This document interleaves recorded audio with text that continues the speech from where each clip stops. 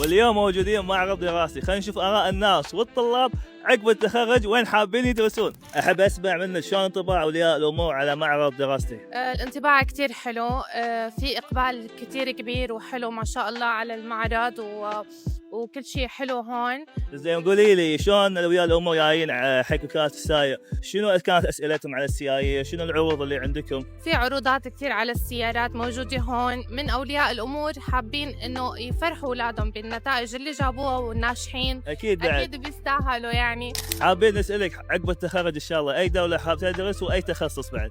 هو حاليا أنا متخرج من جامعة American University of Kuwait. ما شاء الله تبارك الرحمن. يعطيك العافية.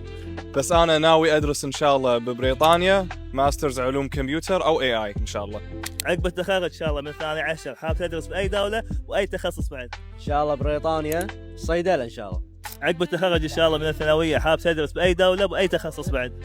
ان شاء الله بريطانيا تخصص تمريض. ان شاء الله عقب التخرج من الصف الثاني عشر حاب تدرس باي دوله واي تخصص بعد؟ والله ان شاء الله ناوي على صيدله ببريطانيا ان شاء الله.